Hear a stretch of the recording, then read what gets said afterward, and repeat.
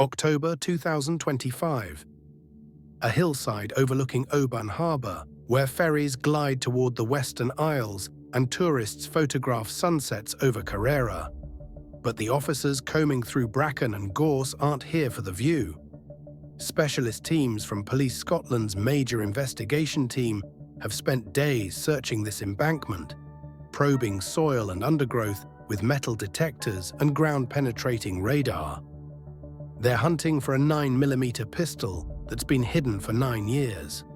The weapon they're searching for fired 3 shots on a Glasgow street in November 2016. 2 of those bullets struck a 26-year-old father in the head as he sat at traffic lights, phone pressed to his ear, his pregnant partner Danielle listening from the other end of the line. She heard the chaos, the glass shattering, the car lurching forward. Then silence. Euan Johnston died at Queen Elizabeth University Hospital shortly after midnight. Within hours, detectives had cordoned off Kinning Park, recovered a burnt-out Audi Q5, and begun piecing together what prosecutors would later call a well-planned execution.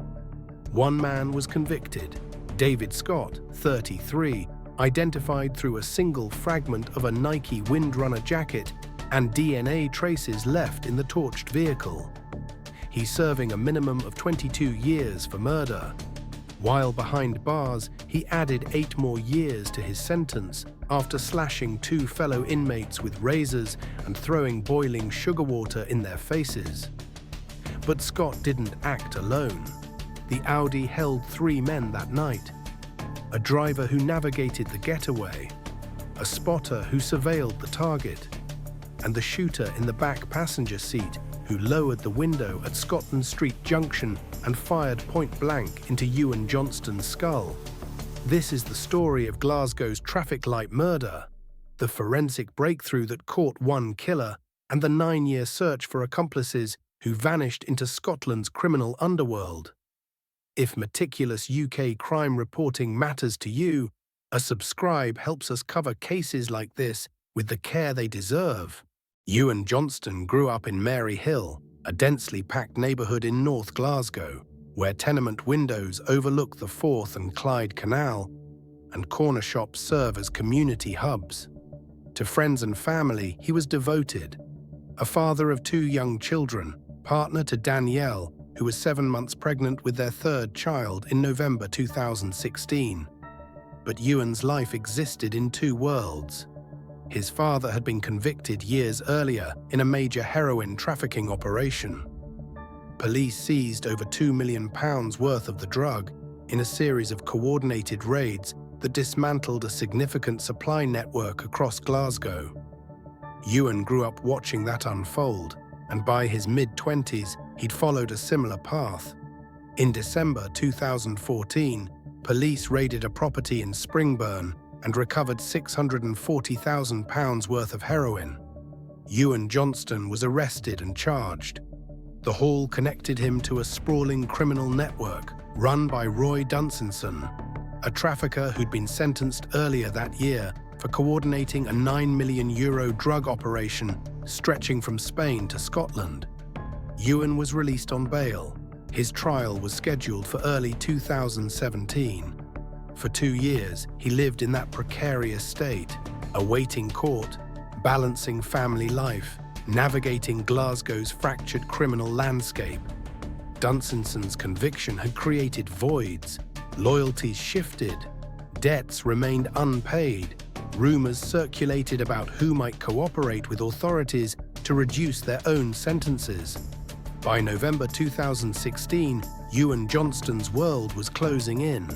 He had a trial date approaching, a 3rd child on the way, and enemies who viewed him as either a liability or a message waiting to be sent. On the evening of November 15th, he made plans to meet his friend Brian McMahon at the Red Pepper Takeaway on Shields Road in Kinning Park.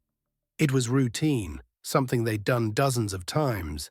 A Tuesday night, chicken and chips. Nothing unusual, except that at exactly 11 p.m., a black Audi Q5 with cloned registration plates appeared on CCTV cameras near the takeaway. For the next 40 minutes, the vehicle circled the area in a methodical pattern. It passed the red pepper, made U-turns, passed again. 2 men exited and watched from a nearby street corner. They were waiting for Euan Johnston to finish his meal. The surveillance footage told a story of patience. At 11:02 p.m., the black Audi Q5 passed the red pepper takeaway, traveling westbound on Shields Road. 2 minutes later, it reappeared from the opposite direction. At 11:09, it made a U-turn at the Scotland Street junction and crawled past again, headlights illuminating the takeaway's front window where Euan Johnston and Brian McMahon sat eating. This wasn't spontaneous. This wasn't a chance encounter or a heated confrontation that spiraled out of control. CCTV captured the Audi circling the same 4-block radius for nearly 40 minutes. Detectives would later count at least 7 passes. Between circuits, the vehicle parked on adjacent streets. 2 men, visible only as silhouettes, exited the car twice. They stood on corners, watched, waited. The level of coordination suggested something Glasgow's gang crime units had seen before, a professional hit. Not the reckless shootings that erupted outside pubs or in housing estate stairwells, but a calculated execution planned with military precision. At 11:26, the Audi parked on Stanley Street, engine idling. The occupants had a clear sightline to the Red Pepper's entrance. They weren't hiding, they were positioned. Detective Superintendent Paul Livingston would later emphasize the audacity. This was carried out in a public area, he told reporters, with complete disregard for anyone else who might have been present. But the anomaly wasn't just the patience, it was the tools. The Q5 had been stolen days earlier from a driveway in East Kilbride. Its plates had been cloned from another vehicle registered in Lanarkshire. The men inside wore dark clothing, nondescript hoodies, gloves. One carried a 9mm handgun. They'd planned escape routes, studied traffic light patterns, timed their approach to coincide with Euan's exit from the takeaway. This required reconnaissance, days, possibly weeks, of watching Euan's movements, learning his habits, identifying vulnerabilities. At 11:39 p.m., Euan Johnston and Brian McMahon pushed through the Red Pepper's glass door and walked toward Euan's silver Audi A3 parked at the curb. Euan pulled out his phone and dialed Danielle. The black Q5's engine revved. It pulled onto Shields Road and began following them toward the Scotland Street junction. Euan was still on the phone when the traffic light turned red. 11:40 p.m., Shields Road at the Scotland Street junction. Euan Johnston's silver Audi. A 3 stopped at the red light. He held his phone to his ear, speaking to Danielle at their home 7 miles away. She could hear the faint hum of the engine, the muffled sounds of Glasgow traffic outside his window. Brian McMahon sat in the passenger seat. The takeaway bags rested on the back seat. The black Audi Q5 pulled alongside them, stopping in the adjacent lane. Close enough that the vehicles were nearly touching. Close enough that when the rear passenger window lowered, the barrel of a 9mm pistol was less than 3 feet from Euan's head. 3 shots fired in rapid succession. 2 bullets struck Euan in the head. 1 penetrated his brain. The 3rd shattered the driver's side window and embedded itself in the doorframe.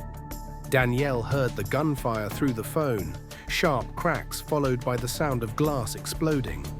She heard Brian McMahon shouting. She heard the car lurch forward. Euan's foot had slipped off the brake. The A3 rolled through the red light and collided with a metal bollard on the opposite side of the junction, coming to rest at an awkward angle across the pavement. The Q5 accelerated through the intersection, running the red light, and sped east toward the M8 motorway. CCTV captured it weaving through late-night traffic, disappearing toward the Edinburgh direction within 90 seconds. At 11:41, the first emergency call reached Police Scotland. Witnesses reported gunfire at the Scotland Street junction. A man slumped over a steering wheel, blood on the windscreen. Ambulance crews arrived within 4 minutes. Paramedics found Euan Johnston unconscious, catastrophic head injuries, pulse fading. They stabilized him as best they could and rushed him to Queen Elizabeth University Hospital in Oban, less than 2 miles away. Brian McMahon was uninjured but in shock. He gave a preliminary statement to officers at the scene. Black Audi, 3 men, rear passenger fired the weapon. By midnight, Kinning Park was cordoned off. Forensic teams erected white tents around the silver A3. Detectives photographed bullet casings on the pavement, mapped trajectories, collected fragments of shattered glass. Shields Road remained closed until morning. At 12:17 a.m., Euan Johnston was pronounced dead at Queen Elizabeth University Hospital. Danielle arrived minutes later, still holding the phone that had connected her to the final moments of his life. Detective Superintendent Paul Livingstone addressed the press the following afternoon. "This was a targeted, ruthless attack," he said. "A well-planned execution carried out in a public place with no regard for innocent bystanders." The streets held clues, CCTV footage, witness accounts, forensic evidence scattered across asphalt. Now investigators had to find the men who disappeared into the night. November 16, 2016, 1:30 a.m. A resident on Brayhead Street in the Maryhill area called 999 to report a vehicle fire. Firefighters arrived to find the black Audi Q5 fully engulfed in flames, parked in a deserted industrial area 3 miles from the murder scene. By the time the fire was extinguished, the interior was gutted, seats melted, dashboard charred. But arson investigators know that fire destroys evidence unevenly. And in this case, the killers had made critical mistakes. Forensic teams recovered 3 pieces of evidence that would break the case open. First, a single 9mm shell casing lodged beneath the rear passenger seat. It had survived the fire, protected by the metal seat frame. Ballistics analysis confirmed it matched the bullet fragment extracted from Euan Johnston's Audi A3 at the crime scene. Same weapon, same caliber, same firing pin markings. Second, a fragment of fabric wedged into the rear door seal. Black polyester with a distinctive orange swoosh logo. Nike Windrunner jacket. Forensic textile analysts traced the specific model, a style that had only been available in UK retail stores since October 2016. Less than a month before the murder. The fabric scrap measured roughly 3 inches square, torn from the sleeve or shoulder during the chaotic exit from the burning vehicle. Third, DNA. Microscopic skin cells embedded in the jacket fabric. Sweat residue absorbed into the polyester fibers. When forensic scientists ran the profile through the UK National DNA Database, they got a match within 48 hours. David Scott, 33 years old, known to police. Previous convictions for violence and drug offences, resident of the Black Hill area in northeast Glasgow. The CCTV analysis added layers. Detectives traced the Q5's movements backward from Brayhead Street to the murder scene, then further back to the hours before the shooting. The vehicle had been captured on dozens of cameras across Glasgow throughout November 15th. Traffic cameras, petrol station forecourts, shopping centre car parks. At 6:47 p.m. that evening, the Q5 was filmed at a junction near Royston Road. 3 occupants visible through the windscreen: the driver, a front passenger, and a figure in the rear passenger seat wearing dark clothing and what appeared to be a hooded jacket. The registration plates were cloned.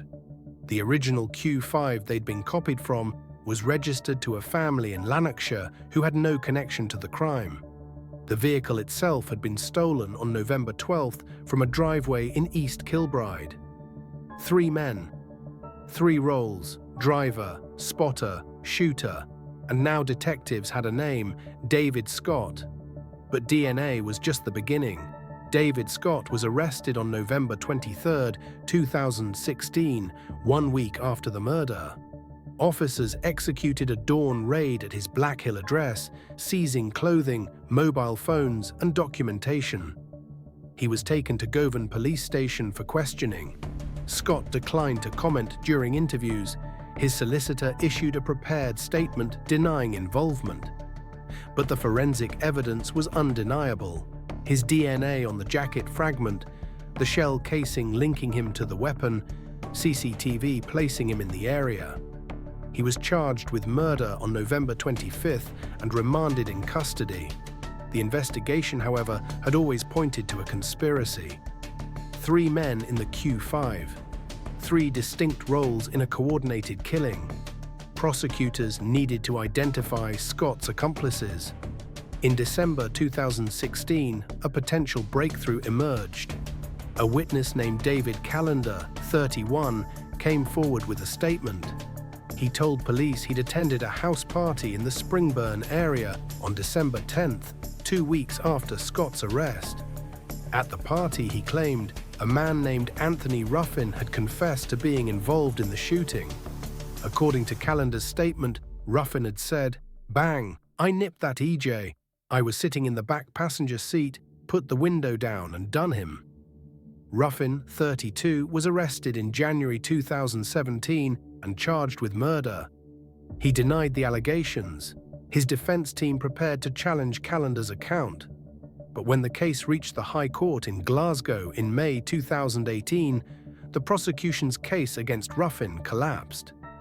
David Callender took the witness stand and immediately retracted his statement. He told the court he had learning difficulties and ADHD. He claimed police had misunderstood his responses during the initial interview. He said he'd agreed to statements he didn't fully comprehend, nodding along to questions without processing their implications. "I didn't understand what they were asking," Callender testified. "I just said yes to everything." Why the retraction?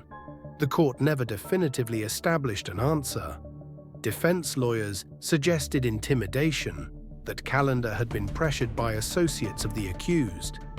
Prosecutors argued he was simply an unreliable witness whose initial statement had been genuine but who'd since been influenced to change his story.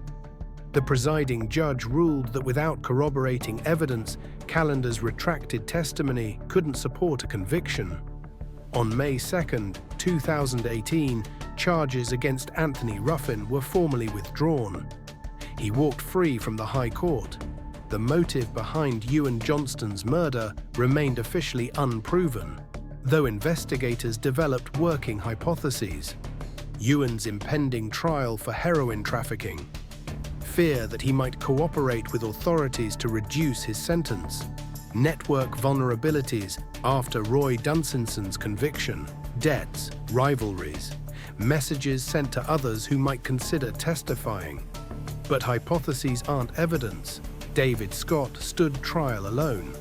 May 2, 2018, the High Court in Glasgow. The same day Anthony Ruffin walked free, David Scott stood in the dock facing a murder conviction built on forensic evidence that his defense team couldn't refute. The DNA on the Nike Windrunner jacket fragment, the 9mm shell casing recovered from the burnt Audi, CCTV footage placing him in the vehicle during the surveillance operation and at the time of the shooting. Witness testimony from Brian McMahon describing 3 occupants in the Q5. Scott's defense argued the evidence was circumstantial, that DNA on a jacket fragment didn't prove he'd pulled the trigger, that he might have been present but not the shooter. But prosecutors countered with the totality of evidence, the coordination, the planning, the fact that Scott had fled the scene, participated in torching the vehicle, and never came forward with an alternative explanation. The jury deliberated for 6 hours. Guilty of murder. Lady Stacey, the presiding judge, delivered the sentence on May 4, 2018.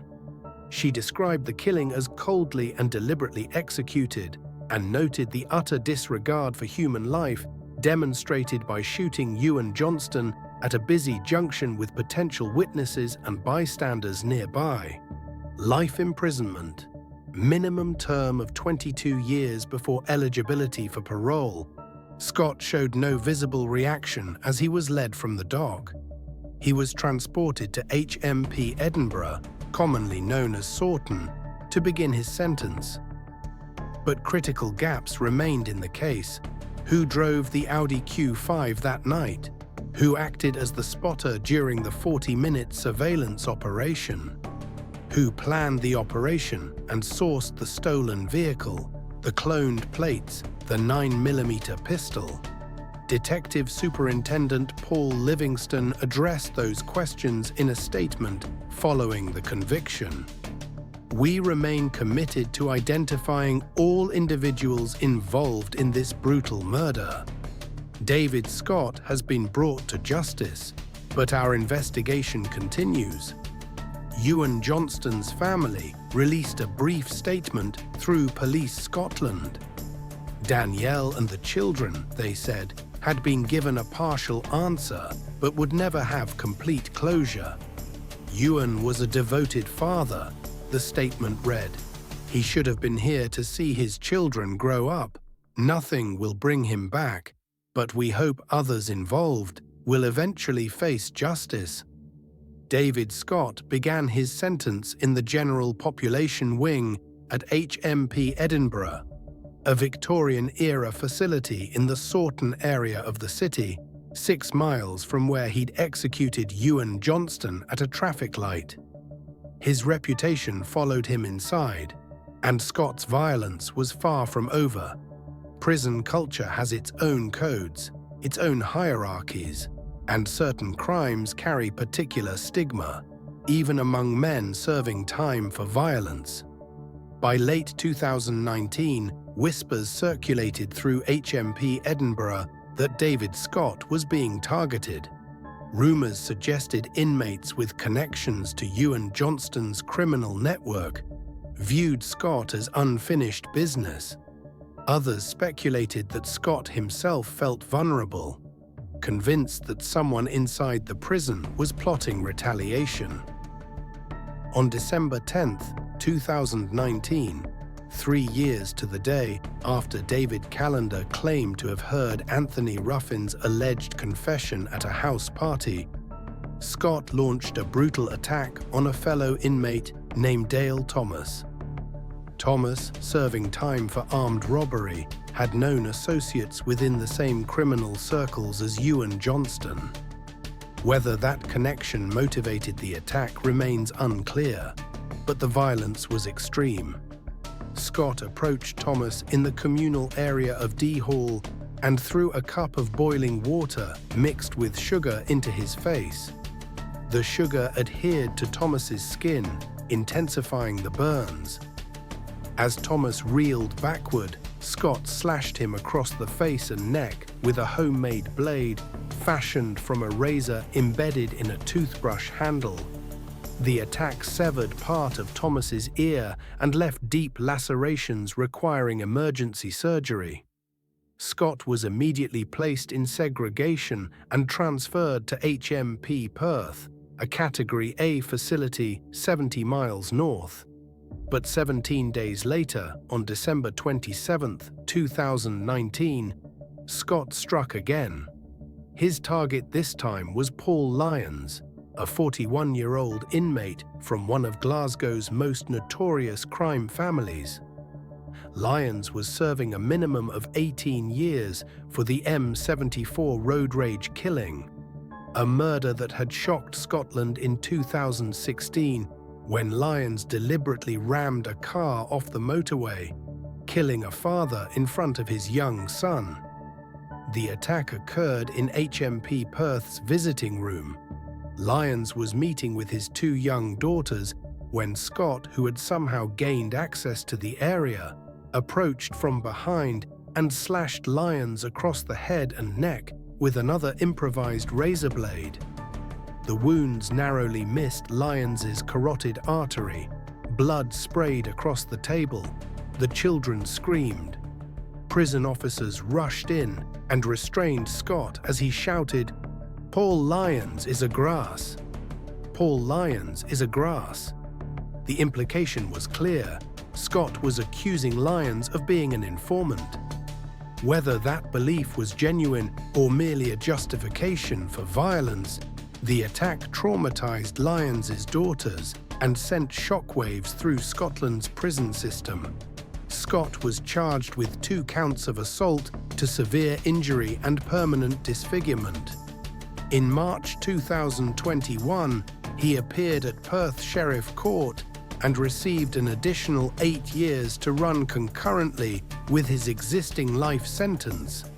The judge noted the calculated brutality of both attacks and the complete disregard for the safety of others, including children. David Scott remains in Scotland's high-security prison estate, segregated from the general population. His earliest possible parole date is now 2040.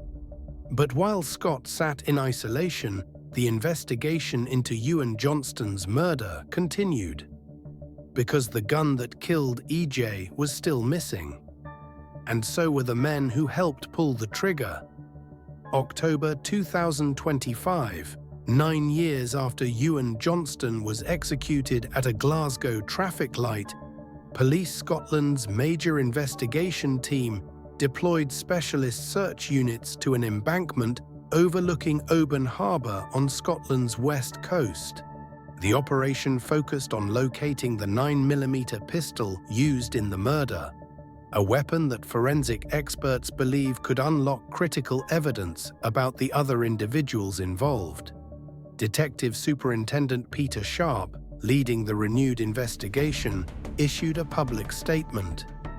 "We know more than one person was involved in Euan's murder. We remain determined to bring those responsible to justice." The choice of Oban, a coastal town 100 miles northwest of Glasgow, suggested investigators had developed specific intelligence.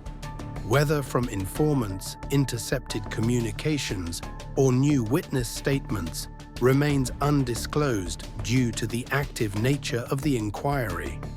Sharp emphasized that Euan's family had been informed of the search and were receiving ongoing support from family liaison officers.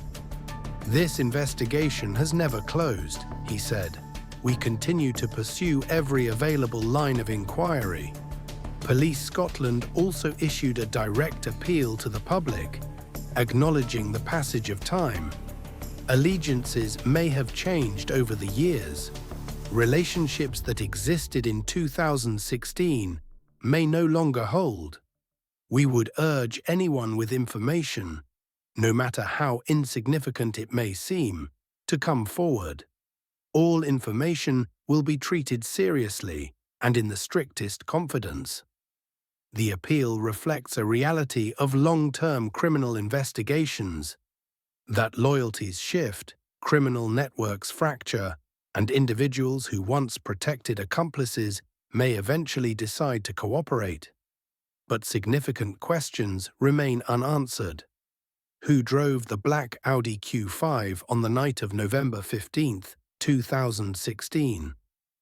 Who acted as the spotter during the extended surveillance operation outside the Red Pepper takeaway? Who sourced the stolen vehicle, arranged the cloned plates, and provided the firearm? Why did David Callender retract his statement about Anthony Ruffin's alleged confession? Was he genuinely confused during the initial police interview as he testified in court? Or was he intimidated into changing his story? And perhaps most critically, if the 9-millimetre pistol is recovered from the Oban hillside, what forensic evidence might it yield? DNA on the grip? Fingerprints preserved beneath layers of protective wrapping? Serial numbers that could trace the weapon's origin and reveal how it entered Scotland's criminal underworld? Legal considerations limit what can be publicly discussed. The investigation remains active. Any future prosecutions would be subject to sub judice restrictions. Speculation about unnamed individuals could prejudice potential trials. What's certain is that Police Scotland views this case as unfinished. One conviction doesn't equal complete justice when the evidence clearly points to a conspiracy involving multiple participants. 9 years on, 3 questions drive the ongoing investigation. Who else was in the car? Where is the gun? And will anyone break the silence? If thorough, patient investigation matters to you, if you believe cases like Euan Johnston's deserve sustained attention, subscribe to UK True Crime Files for updates as this investigation develops. We cover UK cases with verified detail, legal awareness, and respect for victims' families.